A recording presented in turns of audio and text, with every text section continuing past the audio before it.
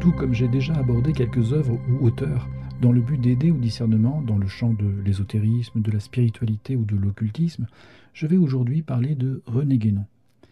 À travers lui, il me semble qu'on peut remarquer ou discerner des clés de compréhension permettant d'identifier un ésotériste. Et cet entretien ponctue aussi un premier cycle, cherchant à définir ce qu'est l'ésotérisme. Enfin, quand je dis ésotérisme, il se trouve que René Guénon est très respecté dans les milieux maçonniques, mais aussi a été très écouté dans certains milieux catholiques de son vivant. Apparemment, tous les opposent, chrétiens et francs-maçons, mais ils avaient un point commun, ceux qui écoutaient René Guénon, c'est d'être très attachés à ce qu'ils appelaient la tradition. Mais ce qui nous intéresse particulièrement aujourd'hui, c'est surtout de mettre en évidence certains procédés que cet auteur a utilisés et qui peuvent se retrouver dans d'autres sources de type ésotériste, d'où le nom de cet entretien, René Guénon et les clés de l'ésotérisme. Une première caractéristique de cet auteur est qu'il s'exprime avec beaucoup d'assurance. Il est très intelligent, très cultivé, et il propose des analyses souvent tranchantes et pertinentes. Et c'est autant pour le fond que pour la forme et le ton tranchant, donc il a été successivement reconnu par des publics que tout pourrait opposer, chacun disant que Guénon voit juste. Son regard sur le monde moderne, par exemple, est souvent très puissant. Il a relevé certaines causes des crises de notre monde occidental que notre monde traverse depuis presque 100 ans maintenant. Et il n'est pas question de dire ici s'il a raison ou s'il a tort.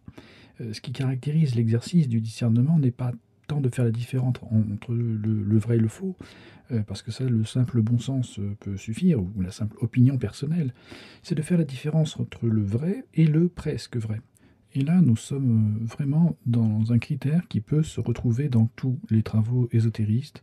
Certaines affirmations sont tout à fait pertinentes, intéressantes, et puis au milieu de ces analyses, on y trouve des erreurs ou des approximations, voire des mensonges, mais surtout des postulats, des partis pris, comme je l'ai montré dans une série d'entretiens. Et ces approximations ajoutées à des postulats, c'est pas ça qui fait une autorité, et surtout concernant les sujets dont il est question dans l'œuvre de René Guénon. Ce qui fait que René Guénon a souvent posé des bonnes questions et parfois même porté un regard juste sur un certain nombre de sujets, comme le spiritisme, la théosophie ou le monde moderne justement, et en même temps, il a utilisé un certain nombre de procédés ou d'arguments qui lui ont permis de retourner les esprits en se posant comme une sorte de porte-parole de la tradition. Alors nous allons maintenant prendre en compte un certain nombre de ces procédés qu'il a utilisés. Un procédé souvent utilisé est exactement celui que j'ai utilisé pour le titre de cet entretien, la notion de clé que l'on va fournir pour mieux comprendre quelque chose. Alors appliquée à l'aide au discernement, cette notion semble adaptée, mais appliquée à la lecture de toute l'histoire humaine ou l'explication de grands mystères, des cultes ou des cultures, c'est se poser dans une position de supériorité et de connaissance par rapport à l'histoire humaine, les grands mystères, les cultes et les cultures. Ce procédé, qui consiste à affirmer que l'on dispose de clés, est puissant, puisqu'il laisse entendre que l'on prend des raccourcis pour permettre de comprendre l'entièreté de quelque chose qui est a priori plutôt complexe. On va entrer grâce à ces clés que l'on fournit dans un espace qui était clos jusqu'à présent, et ça incite à suivre celui qui porte les clés. Guénon utilise aussi l'affirmation péremptoire. Ces affirmations s'emboîtent chez lui et se complètent les unes les autres. Ce sont autant de postulats, ce sont des certitudes. Le postulat affirmant par exemple que l'ésotérisme préexiste à l'exotérisme, c'est un pur postulat. Un autre est d'affirmer qu'il existe une continuité historique d'une seule et même tradition qui s'exprime à travers toute l'humanité, et c'est un postulat qu'il cherche ensuite à prouver ou à illustrer. Mais ce n'est qu'une affirmation tranchée et péremptoire. C'est un autre procédé qu'il utilise très très fréquemment dans son œuvre. Un autre procédé, c'est de mettre en avant la rareté, la fragilité du fil qui transmet la tradition. Et c'est aussi un procédé qui peut séduire, parce qu'il complète l'idée qu'un ésotérisme qui est caché au plus grand nombre, et qui plus est relève de la sacralité de ce qu'il y a à l'intérieur même d'une religion, mais c'est éminemment en danger. Alors ce procédé fait naître chez celui qui reçoit cette information le désir de sauvegarder cet héritage sacré qui est en danger et que seuls certains, dont celui qui reçoit cette information se sent bien sûr concerné, sont à même de comprendre et de sauver éventuellement. Donc on a envie, quand on entend cet argument-là, ce procédé, de se faire le défenseur de ce qui est en danger. D'autant qu'il s'agit donc d'une tradition sacrée. Et là, vous comprenez comment les deux publics dont je parlais tout à l'heure peuvent se sentir touchés parce qu'ils sont pris dans un sentiment très profond de sauver ce qu'il y a de plus sacré à leurs yeux. Et ils sont prêts à se mobiliser pour sauver ce que l'on peut sauver, évidemment. Donc certains francs-maçons, voyant bien la déliquescence de leur institution dans le début du XXe siècle, ou dans les années 20 et 30, et certains catholiques, qui sont à cette époque-là en plein dans l'opposition entre les modernistes et les traditionalistes, et ces deux publics sont en contact avec la modernité et les différents problèmes qu'elle peut poser, tout le monde trouvait en fait ce discours guénonien les arguments pour étayer leurs positions respectives. Et chacun voit dans son propre camp la corruption spirituelle réelles ou potentielles qui sont déjà en cours, qui se manifestent déjà. Et donc là, en utilisant ce procédé de la rareté de l'héritage, Guénon joue sur les deux tableaux, les deux publics, par ce procédé de la rareté et sur l'héritage sacré. Guénon ne s'embarrasse pas vraiment de prouver ce qu'il avance. Et ça peut paraître d'ailleurs un paradoxe parce qu'il a un discours qui est centré sur la transmission d'une tradition qui serait permanente. Et donc, nécessairement, on dirait il faut qu'il s'inspire de quelqu'un pour pouvoir justifier ses travaux. Lui, il ne s'embarrasse pas vraiment de ça, il reste même assez muet sur des sources qui seraient comparables à la sienne, des sources qui le prolongeraient, par exemple, ou qui justifieraient ses travaux. Et plutôt que de s'exposer à des débats contradictoires qui devraient relater une sorte d'historicité linéaire à cette tradition, il va procéder autrement, par des mélanges de références, et en affirmant donc de manière péremptoire finalement qu'il y a une source inconnue qu'il appellera invariablement la tradition. Alors je m'explique. Il va utiliser des concepts asiatiques d'origine hindoue particulièrement, tout en les déplaçant de leur référence originelle, parce qu'il s'adresse exclusivement à des occidentaux en fait. Il transpose la métaphysique hindoue dans le contexte de la culture chrétienne, en introduisant par exemple la notion de grands cycles temporels qui se succèdent et qui forment de grandes boucles temporelles en quelque sorte. Dans la métaphysique occidentale, en fait, le temps n'est pas cyclique. Il est plutôt ce qu'on appellerait sagittal, c'est-à-dire qu'il a un début, un milieu, une fin, un aboutissement. Alors, ça peut vous paraître un peu perché ce que je vous raconte là, mais ce que je cherche à souligner, c'est que c'est le procédé du déracinement. Guénon met hors de son sol, il met en exil la métaphysique ou la représentation usuelle et commune des Occidentaux, qui sont donc de culture chrétienne. Et ça, ce procédé du déracinement qui enjambe des cultures entières, des civilisations, comme finalement de simples rouages s'emboîtant les uns dans les autres, des sortes de rouages conceptuels, c'est un procédé que l'on retrouve très souvent dans l'ésotérisme, justement. On ne tient pas compte de la réalité humaine, on ne tient compte que des concepts et des idées. Ce procédé, se centrant sur les cycles, permet de se dégager de la notion des âmes des humains, des esprits humains, des consciences humaines. Il déshumanise en quelque sorte les différents peuples, les différentes cultures, pour y placer des concepts, et il va lui se centrer sur des idées, et exclusivement des idées, donc en faisant abstraction de l'humanité. Donc en n'utilisant aucune source précise, il se permet d'utiliser différents concepts qu'il va mélanger pour ensuite en dégager une unité qui ira bien sûr dans le sens qu'il souhaite prouver. Et non seulement René Guénon va parler de l'histoire des civilisations comme de simples éléments d'un jeu de construction en quelque sorte, mais il va en parler aussi un petit peu comme s'il avait tout vécu, comme s'il avait traversé toute l'aventure humaine de toutes les civilisations et qu'il restituait dans une sorte de généreuse bravoure la quintessence de tous les cultes qui ont été générés par l'histoire humaine, donc sauf certains. Par exemple, le bouddhisme, il ne l'aborde pas du tout, ou pas vraiment.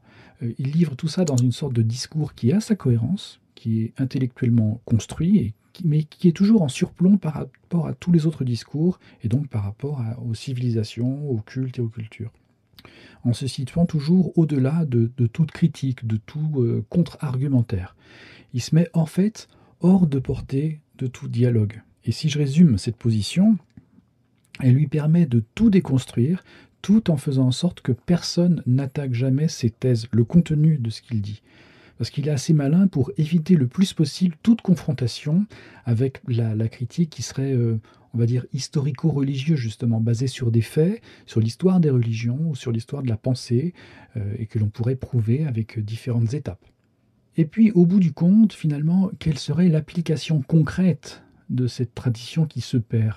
Comment une personne qui hériterait de cette sublime sacralité ou cette sublime rareté pourrait perpétuer ou contribuer à perpétuer quelque chose de l'ordre de la tradition avec un grand T? Et bien là, on touche du doigt la course à l'échalote d'une information qui manquera toujours dans le monde ésotériste ou dans les parcours qui sont qualifiés d'initiatiques, dans les sociétés des mêmes noms.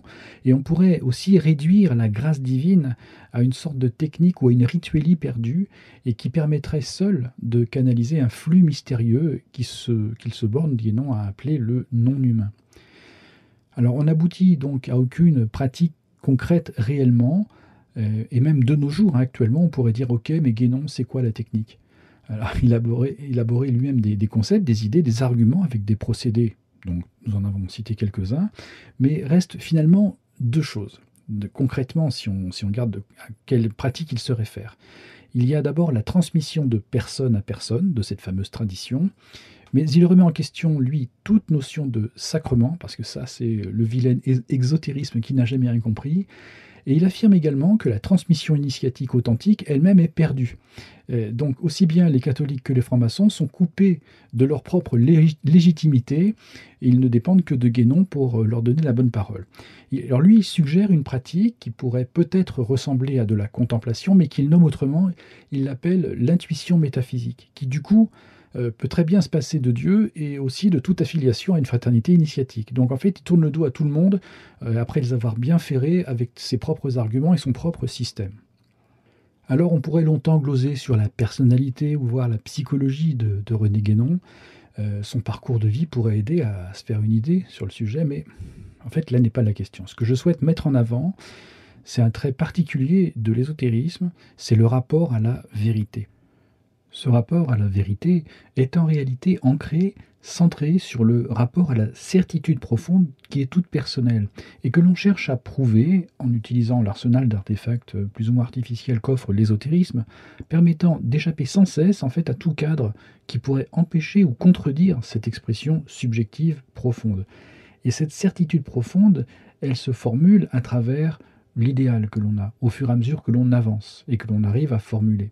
Et on s'accroche à cette subjectivité pour déterminer que c'est ça la vérité. Et il s'agit en fait, concernant l'ésotérisme, d'une subjectivité qui cherche à s'exprimer sans cesse. Et l'ésotérisme tient peut-être en ça, il est une sorte d'expression d'une idéalité, une projection d'idéaux qui offre une figure de l'homme fort par lui-même, et René Guénon me semble être un bon exemple de cela, pour autant qu'il ait été sincère, ce qu'en fait j'ignore complètement. Qu'est-ce que cherchait René Guénon, au fond? Cherchait-il à laisser entendre qu'il avait eu accès à une sorte de méta-religion ou d'hyper-tradition qu'il appelait lui toujours la tradition, au singulier et avec majuscule? Cherchait-il à exalter une sorte de mystique sans Dieu qu'il aurait appelé une sorte de voie métaphysique suprême? Après, par l'englobement de plusieurs traditions, desquelles il écarte donc le bouddhisme notamment, il tend à fondre le christianisme dans un projet plus vaste, en lui faisant perdre toute sa valeur. C'est-à-dire, en fait, ça revient à le désactiver, à le nier en quelque sorte, et à faire ce que faisait, mine de rien, aussi bien la théosophie que le spiritisme, mais qui le faisait de manière trop vulgaire, on va dire, trop maladroite. Finalement, René Guénon aurait-il contribué à renforcer ce qu'il dénonçait, à savoir l'esprit de modernité? Par la réfutation de Dieu, par la volonté de vouloir mélanger toutes les cultures pour n'en faire que sortir qu'une seule, peut-être qu'il aurait contribué à renforcer ça. Aurait-il fini par trahir, y compris jusqu'à son œuvre, pour se rendre finalement inaccessible totalement et rester toujours au-delà d'un voile dont il repose toujours la limite, la frontière pour se rendre inaccessible. Tout ça, on ne peut pas vraiment le savoir. Qu'est-ce qu'il cherchait et qu'est-ce qu'il a contribué à apporter réellement?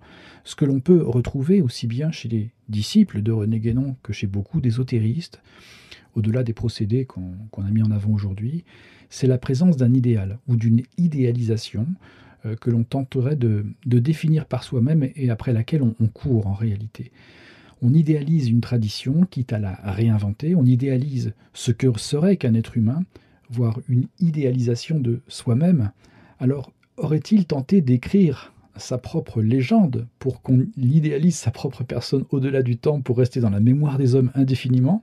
Je n'en sais vraiment rien, mais il me semblait important de pouvoir vous poser, en termes d'éléments d'aide au discernement, les différents procédés qui ont été utilisés par René Guénon pour élaborer son œuvre, les ésotéristes de nos jours continuent d'utiliser des procédés identiques. Voilà, j'espère ne pas avoir été trop long. J'ai tenté de faire le plus synthétique possible. Si vous avez des questions, n'hésitez pas à me joindre. Il y a encore beaucoup de sujets à aborder, mais pour l'instant, on va s'arrêter là. Donc je vous dis à bientôt. Allez, salut!